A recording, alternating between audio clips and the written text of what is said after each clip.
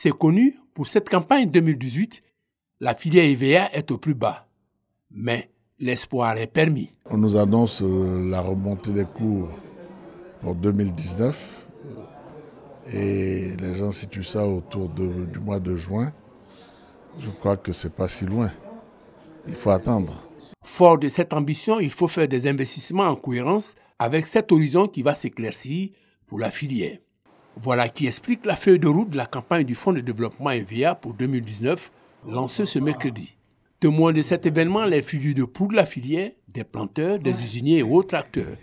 2,5 milliards seront investis dans cette campagne. Le contenu, la régénération du verger à travers la réalisation de 3 750 hectares de plantation d'EVA. Nous avons un verger dont une grande partie est vieillissant. Certaines plantations ont dépassé 30 ans, 35 ans. Donc ce sont des cultures qui ne rapportent pratiquement plus d'argent aux producteurs. La formation des seigneurs et la création de nouveaux métiers dans l'EVA-culture. Nous allons travailler cette année en liaison avec les planteurs qui ont déjà des exploitations et qui acceptent de mettre ces exploitations à la disposition du FDH pour que nous formions des planteurs du même village sur ces exploitations, moyennant une compensation qu'on va apporter aux planteurs. Dans certaines régions, les planteurs acceptent que des personnes étrangères à leur exploitation s'approprient leur business. C'est elles qui font récolter ces parcelles et puis c'est en retour qu'elles partagent la recette avec les vrais producteurs. Toujours pour préparer la remontée des cours et donc le regain d'intérêt pour la filière, des travaux de reprofilage de pistes seront réalisés à Sikinsi, 50 km, et à Beauville, 70 km.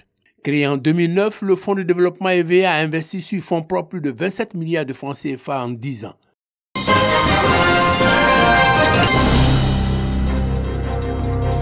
Ce sont 40 ouvrages publics, dont 30 au niveau des routes et 10 au niveau des bâtiments, d'un montant global de 600 milliards de francs CFA qui seront audités par un cabinet de la place. Ces audits vont durer 60 jours, 2 mois donc, pour comprendre l'efficacité des investissements de l'État dans ces secteurs. Surtout également que dans ces secteurs, certains ouvrages se dégradent rapidement. Koulibaly Yacouba, président du Conseil de régulation de l'Autorité nationale de régulation des marchés publics, ANRNP, a signifié aux responsables des ministères présents les enjeux de cette mission avant de rappeler que les audits indépendants visent essentiellement à l'amélioration du système de passation des marchés publics. L'autre aspect de la spécification de cette mission, c'est qu'elle porte sur les ouvrages. Ouvrages routiers, dont vous avez des routes, des ponts et vous avez des bâtiments administratifs. Il s'agit d'investissements à long terme que l'État doit capitaliser et doit rentabiliser. C'est pour ça que nous devons aller voir est-ce que l'échantillon qui a été choisi des 40 ouvrages permet de dire que ces ouvrages ont été faits correctement. Adou Félix, secrétaire général adjoint chargé des études et audits indépendants à la NRNP, a dans son exposé invité l'ensemble des acteurs du système des marchés publics à une franche collaboration au cours de l'exécution de ces missions. Il a par ailleurs expliqué la méthodologie qui sera utilisée pour mener à bien ces audits. Nous aurons une phase qui sera technique administrative pour pouvoir permettre de relever administrativement les différents marchés.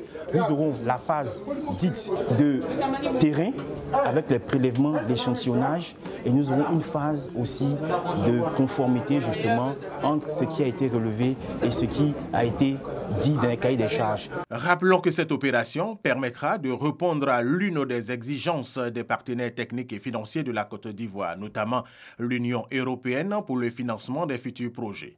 Il va surtout garantir la crédibilité du système, gage de bonne gouvernance dans la gestion des finances publiques en Côte d'Ivoire.